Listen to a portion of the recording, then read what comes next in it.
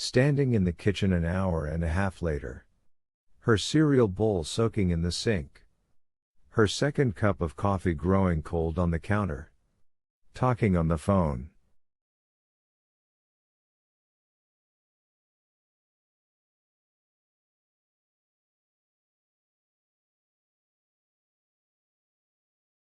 "Oh my God!" Patsy exclaimed. "I'm coming right over." No, I'm fine, Pats." "And you'll be late for work. Saturday mornings are strictly optional, and you should go to the doctor." "What if you're concussed, or something?" "I'm not concussed, just colorful. And I'd be ashamed to go to the doctor, because I was 3 drinks over the limit. At least 3.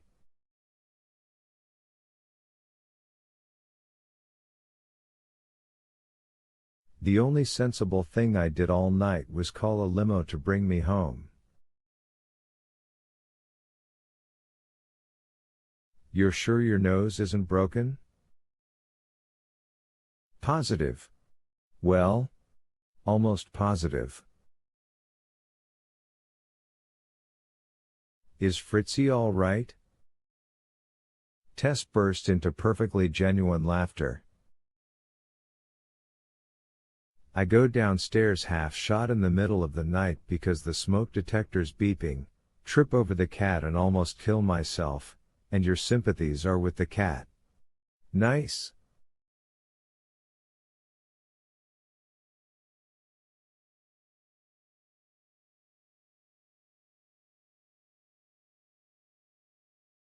"Honey, no. I'm just teasing," Tess said.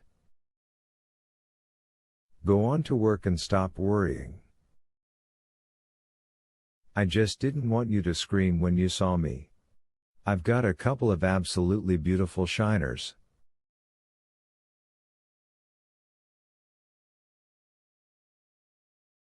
"If I had an ex-husband, you'd probably think he'd paid me a visit."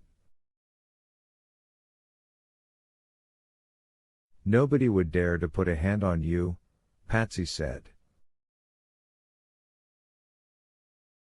"You're feisty, girl."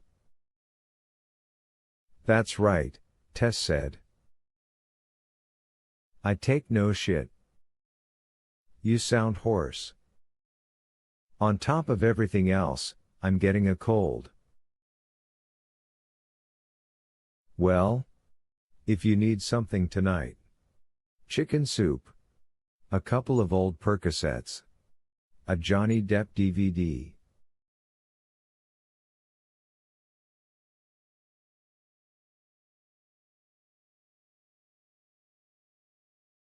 I'll call if I do." "Now go on."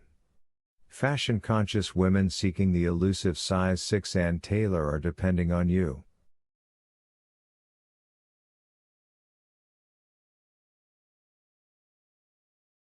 "Piss off, woman," Patsy said, and hung up, laughing.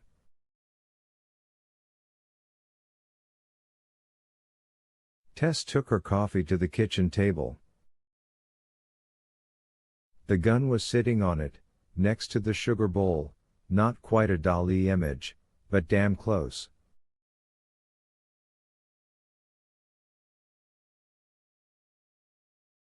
Then the image doubled as she burst into tears. It was the memory of her own cheery voice that did it.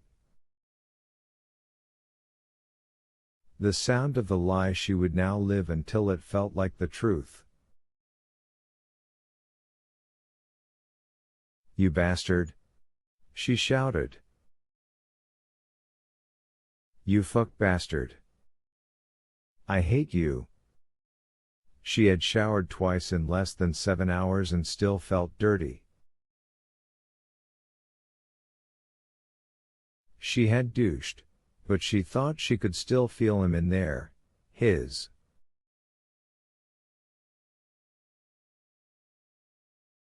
His cockslime.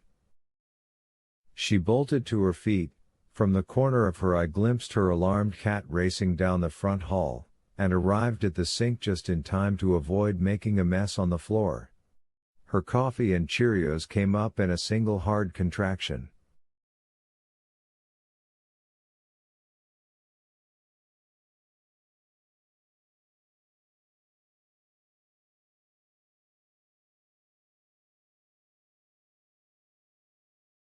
When she was sure she was done, she collected her pistol and went upstairs to take another shower.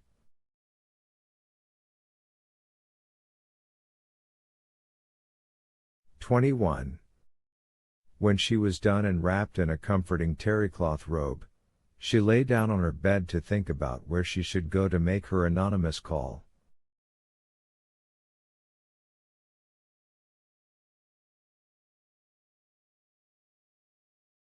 Someplace big and busy would be best.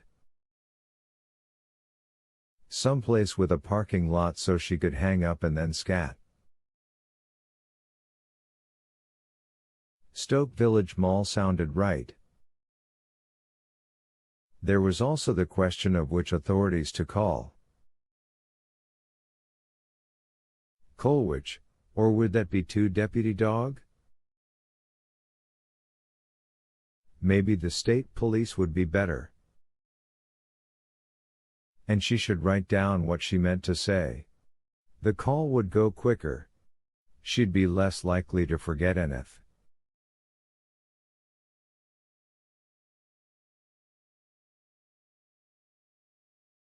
Tess drifted off, lying on her bed in a bar of sunlight. 22.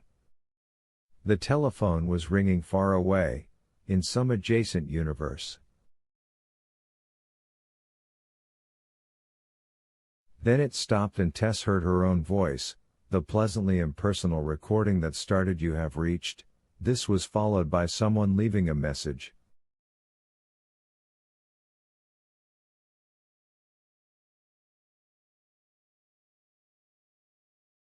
A woman. By the time Tess struggled back to wakefulness, the caller had clicked off. She looked at the clock on the night table and saw it was 9:45. She'd slept another 2 hours.